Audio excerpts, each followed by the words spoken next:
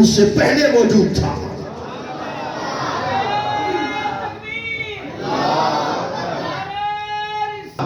سوال یہ پیدا ہوتا ہے کہ اگر سوال زمانے کا تھا تو جواب کیا دیا کہ میں اس وقت بھی نبی تھا کہ جب حضرت آدم ابھی بن رہے تھے۔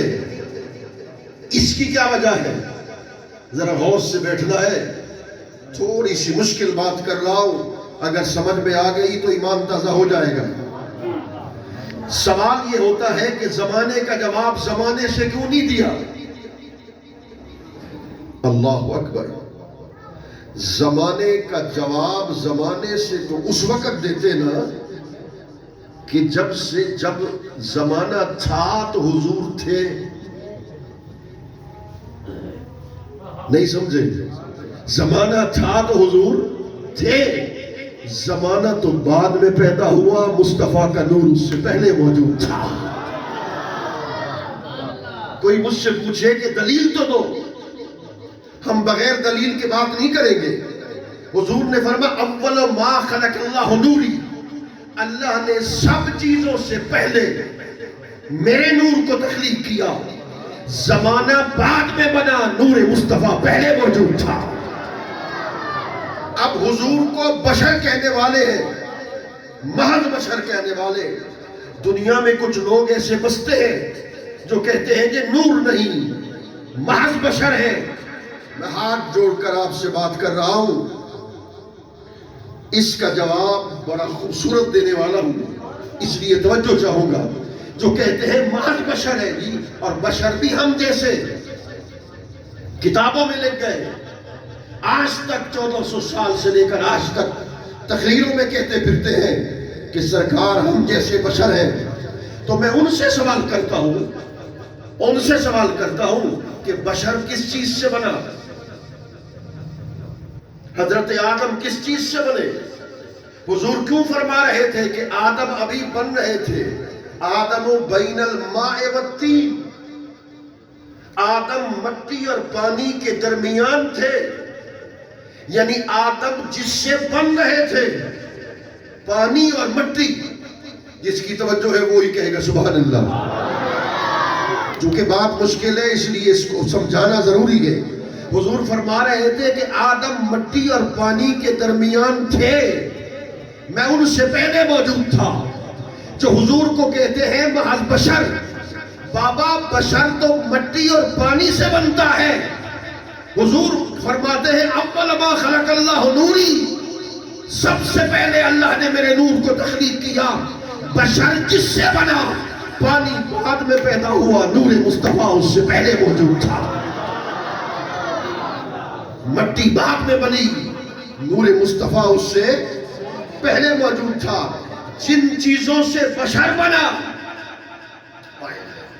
جن چیزوں سے بشر بنا، مٹی اور پانی، وہ تو بعد میں تخلیق ہوئے، نور مصطفیٰ اس سے پہلے موجود تھے۔ حضور نور کی شکل میں اس سے پہلے موجود تھے۔ اور یاد رکھیے گا کہ رسول اللہ کا ذکر جو ہم کرتے ہیں اور آج کر رہے ہیں اور قیامت تک کرتے رہیں گے، خدا کی عزت کی قسم یہ ذکر حضور کا ازلی ہے، ہمیشہ سے ہے۔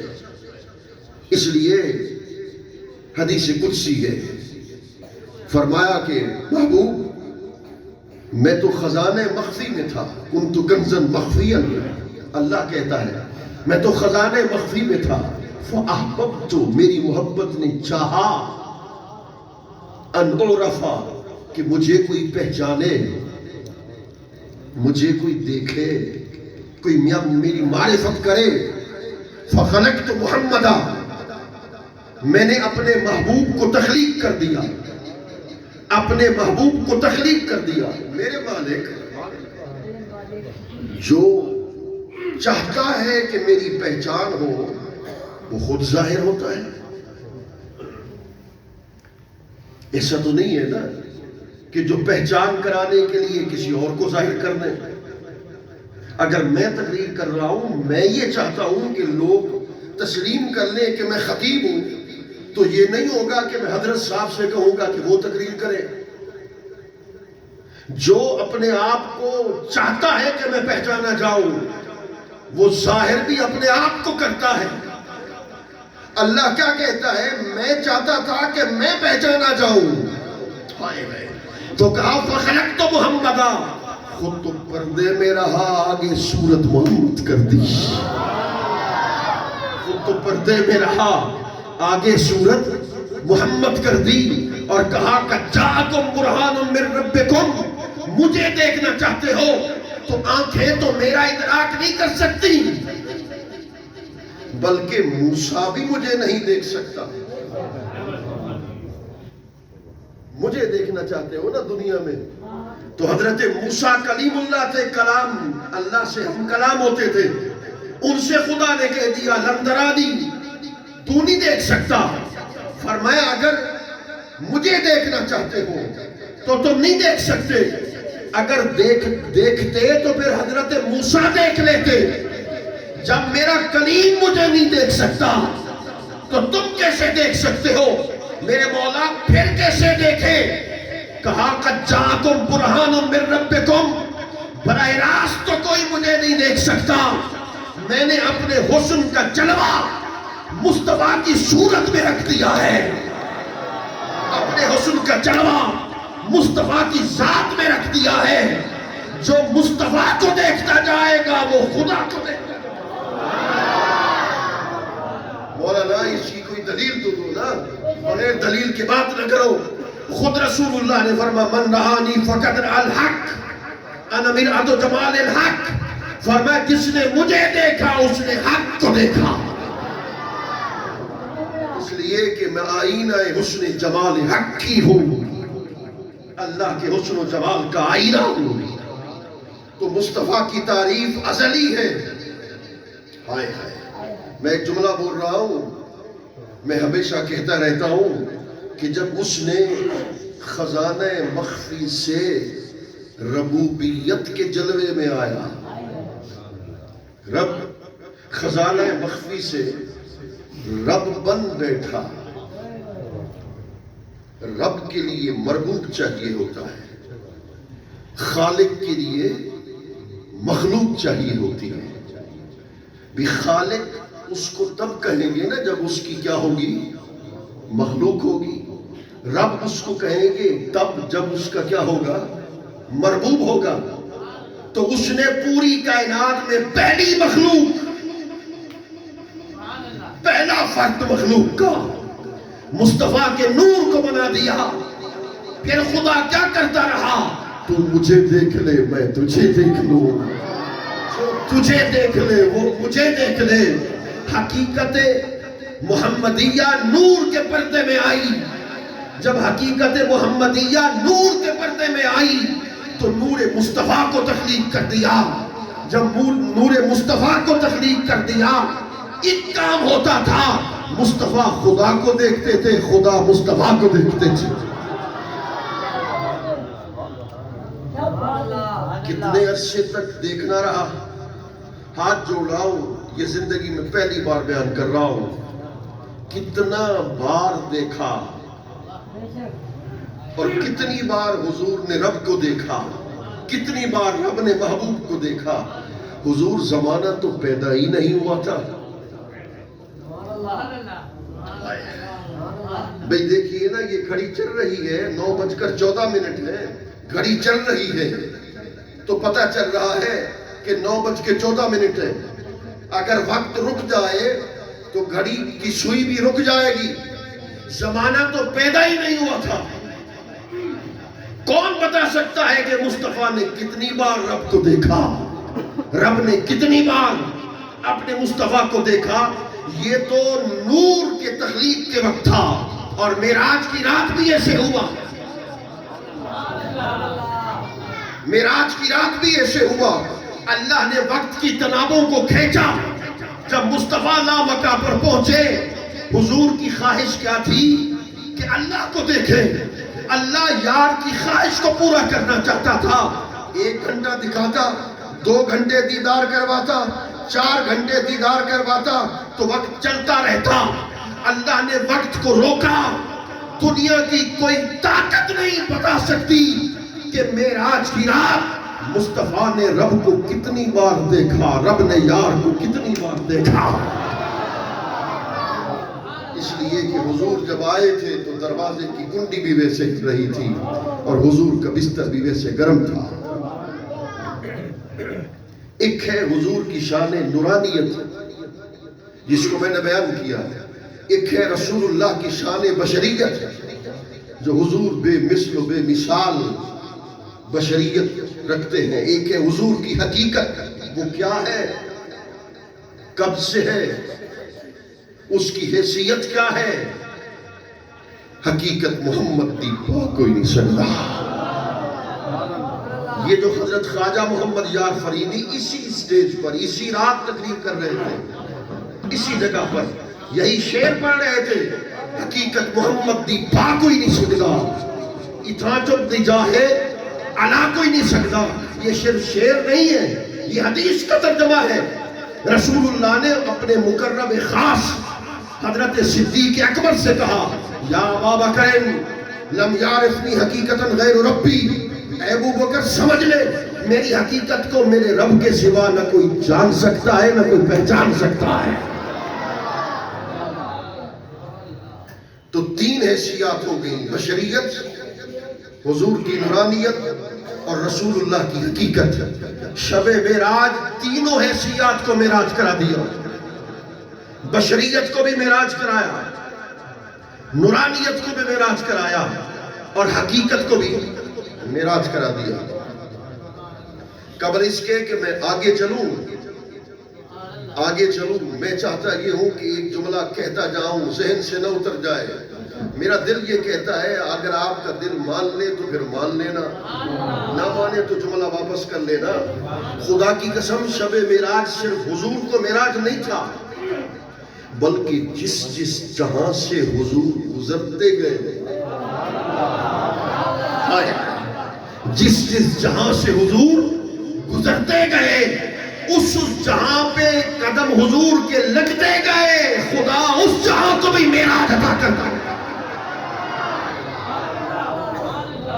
یہ شب معراج مخلوق کا بھی معراج تھا، امتیوں کا بھی معراج تھا، نوریوں کا بھی معراج تھا، عالم بشر کا بھی معراج تھا اور مصطفیٰ کا بھی معراج تھا.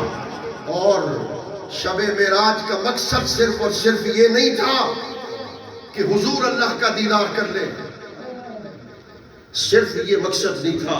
اگر یہ مقصد ہو تو حضور تو فرما چکے، رأیت ربی بعین راسی، فرما میں نے اپنے رب کو کئی بار اسی سر کی آنکھ سے دیکھا. ایک اور حدیث سناؤ، تمہارا دل باغ باغ ہو جائے گا.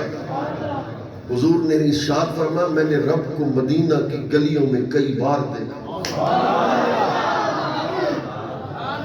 خدا کی قسم. ایک دن حضور واپس آئے، دیر کے ساتھ گھر سے باہر نکلے، تشریف لائے. فجر کی نماز بالکل جانے والی تھی، سورج طلوع ہونے والا تھا. ان میں سے کسی صحابی نے دوسرے صحابی سے یہ تو نہیں کہا کہ حضور نہیں آئے تم امامت کرا دو؟ نہیں، اگر امام صاحب ہمارے یہ امام اگر یہ لیٹ آئے، سورج بالکل طلوع ہونے کے قریب ہو، تو پھر خان صاحب بیٹھے ہوں گے، وہ دوسرے بندے سے کہہ دیں گے یار نماز کا وقت نہ چلا جائے، اس لیے تم نماز پڑھا دو. سورج تو بالکل طلوع ہونے کے قریب تھا، صحابہ بیٹھے ہوئے تھے حضور کے انتظار میں. انہوں نے یہ کیوں نہیں کہا کہ دوسرا بندہ نماز پڑھا دے؟ اس لیے کہ صحابہ کا ایمان تھا سورج اس وقت تک طلوع نہیں ہو سکتا جب تک مصطفیٰ مسلح امامت پر امامت. اس لیے صحابہ بیٹھے رہے.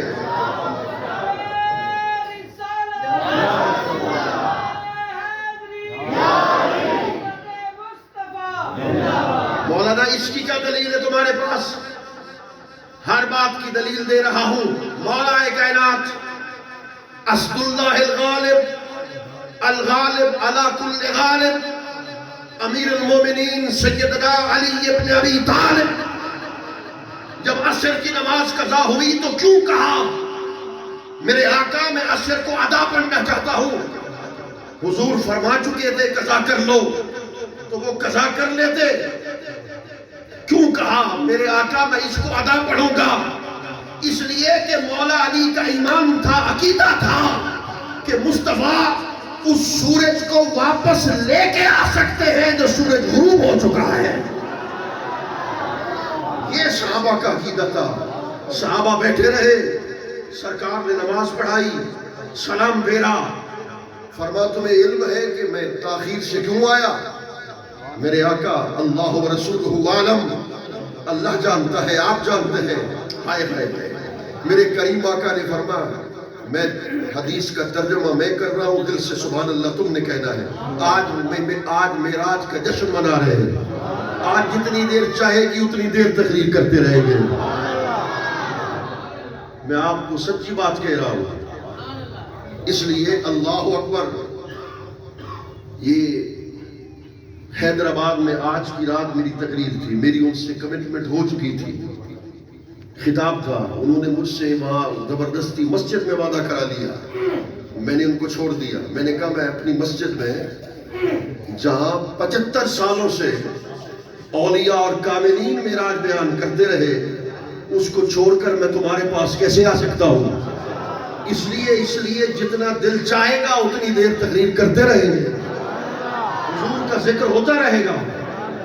اللہ اکبر. میرے کریم آقا صلی اللہ علیہ وآلہ وبارک وسلم کا یہ کمال اور مقام یہ ہے کہ حضرت علی کا یہ عقیدہ تھا کہ حضور غروب ہوتے سورج کو بھی واپس پلٹا سکتے ہیں.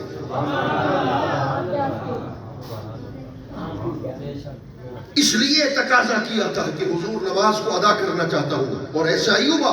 صحابہ کرام کہتے ہیں، صحابہ کے لفظ ہے کہ یوں لگتا تھا کہ جیسے حضور کے ہاتھ میں بوریاں بدی ہیں جو سورج کو واپس کھینچ کے آئی ہیں. حضور مصلی پر بیٹھے ہیں. فرمایا کیوں تاخیر سے پہنچا؟ عرض کیا کہ آپ جانتے ہیں. میں نے کہا کہ میں حدیث کا ترجمہ میں کر رہا ہوں، دل سے سبحان اللہ تم نے کہنا ہے. فرمایا حضور نے ابھی رب کا دیدار کر کے آیا. رأیت ربی فی احسن صورت، میں نے اپنے رب کو حسین و جمیل صورت میں دیکھا. اس نے کیا کیا؟ حدیث پوری سنا دوں. ابن ماجہ کو اٹھاؤ، سیاستہ میں ہے. حدیث میں آتا ہے رسول اللہ نے فرمایا اللہ نے اپنے دست قدرت کو میرے کندھے پر رکھا.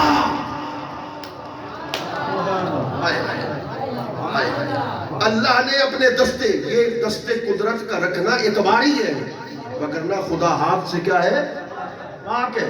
ہمارے سمجھانے کے لیے فرمایا اللہ نے اپنے دست قدرت کو میرے کندھے پر رکھا اور مجھ سے کہا فیما یختصم الملأ الاعلی، محبوب یہ تو بول اوپر فرشتے کیا جھگڑا کر رہے ہیں؟ حضور نے فرمایا میں خاموش ہو گیا. اللہ نے دوسری مرتبہ پوچھا، میں پھر خاموش ہو گیا. پھر اللہ نے اپنے دست قدرت کو میرے کندھوں پہ رکھا. اللہ کے دست قدرت کے انگلیوں کے پوروں کی ٹھنڈک کو میں نے سینے میں محسوس کیا. جب یہ ہو گیا، یہ پورے بھی اعتباری اعتبار کے ساتھ ہے، اعتباری طور پر ہمیں سمجھانے کے لیے. ہاتھ بھی اعتباری طور پر. یہ صرف حضور نے نہیں کہا، قرآن نے کہا یوم یکشف عن ساق، کہ قیامت کے دن خدا پنڈلی دکھائے گا. خدا پنڈلی سے تو پاک ہے. اللہ نے کہا ید اللہ فوق ایدیہم، اللہ کا ہاتھ ان کے ہاتھوں پر تھا. یہ ایک اعتباری طور پر سمجھانے کے لیے کہا جاتا ہے. تو فرمایا انگلیوں کے پوروں کی ٹھنڈک کو میں سینے میں محسوس کر رہا تھا. تو پھر علم کتنا ہوا؟ فَعَلِمْتُ مَا بَيْنَ السَّمَاوَاتِ وَالْأَرْضِ، فرمایا زمین و آسمان میں جو کچھ تھا وہ میری چشم نبوت کے سامنے تھا.